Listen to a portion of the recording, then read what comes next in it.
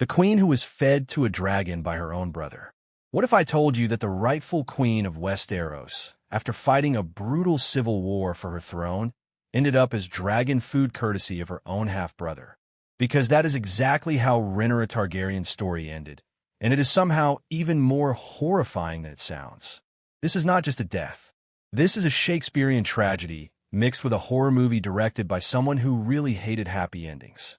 Before we dive into this absolutely brutal finale, smash that subscribe button and hit the notification bell, because we are about to get into some seriously dark Targaryen history that will make you question everything about this family. Let me set the stage here. The year is 133 AC, and Rhaenyra Targaryen has been through absolute hell.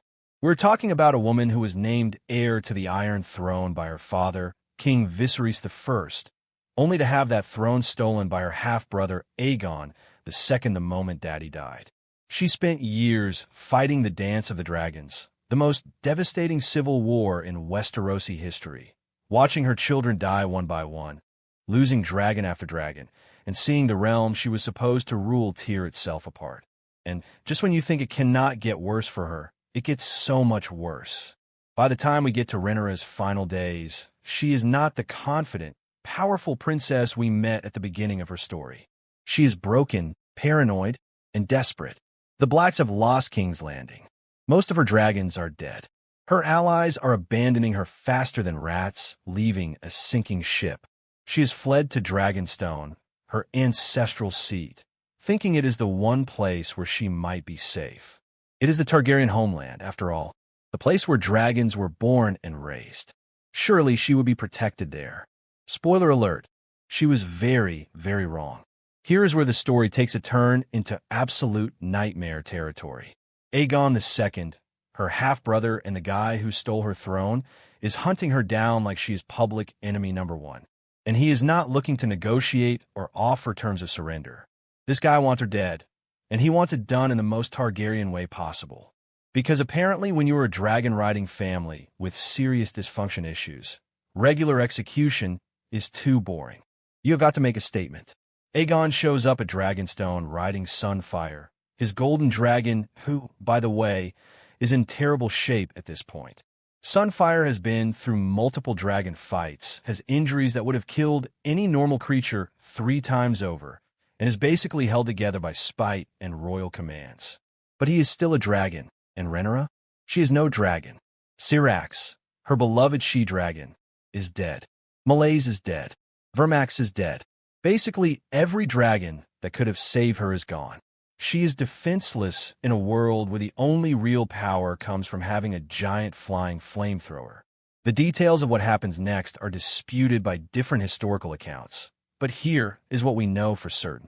Rhaenyra is captured at Dragonstone, not in some dramatic battle or heroic last stand. She is just found, alone and terrified, with her young son Aegon the Younger watching helplessly.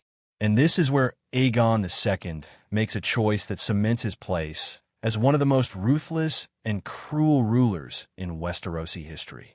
He feeds his sister to his dragon, while her son watches. Let that sink in for a second.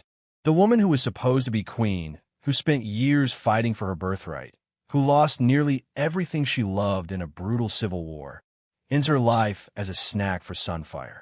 And her own child has to witness the whole thing. This is not just execution. This is psychological warfare taken to an absolutely monstrous level. This is Aegon saying, I did not just beat you. I erased you in the most humiliating and terrifying way possible. The historical accounts describe Sunfire devouring Rhaenyra in just a few bites. We're not talking about a quick death here. This is a dragon eating a human being, which is exactly as horrific as it sounds. Some maesters write that Aegon the Younger was forced to watch as his mother screamed. Others suggest she faced her death with dignity and silence. Either way, the image of a queen being fed to a dragon while her son watches is the stuff of nightmares that maesters are still writing about decades later. But here is what makes this even darker. This was not just about killing Rhaenyra. This was about destroying her legacy, her dignity, and any remaining support she had.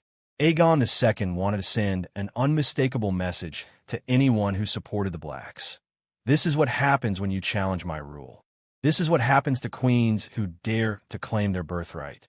It is propaganda through terror, and it worked beautifully from his perspective. The brutality of Rhaenyra's death shocked even people who were used to the violence of the Dance of the Dragons.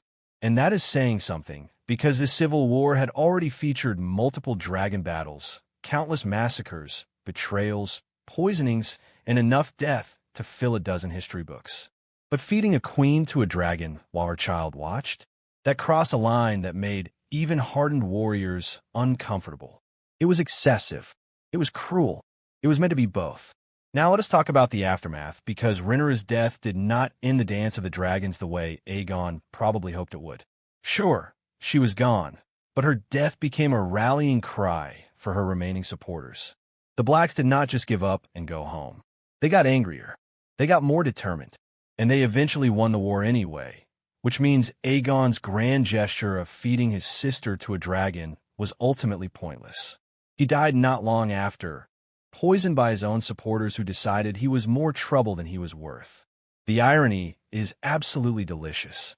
Aegon II murdered his sister in the most dramatic, horrible way possible, thinking it would secure his reign and terrify his enemies into submission. Instead, it just made everyone hate him more and accelerated his own downfall. Sometimes cruelty does not pay off the way you think it will. But the real tragedy here is not just Rhaenyra's death. It is what her death represents. This was a woman who should have been queen. Her father named her heir in front of the entire realm. Lords swore oaths to support her claim. She was prepared, educated, and trained to rule.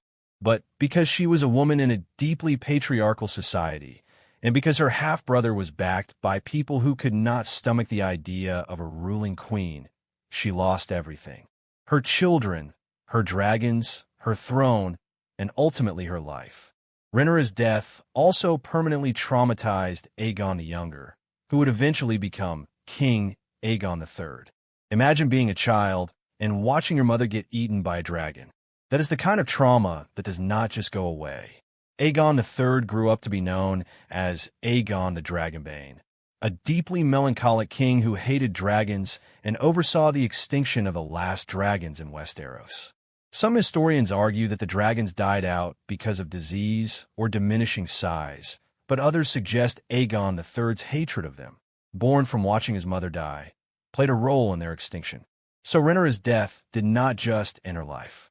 It ended an era. The Age of Dragons was effectively over. The Targaryen dynasty would continue, but it would never be the same.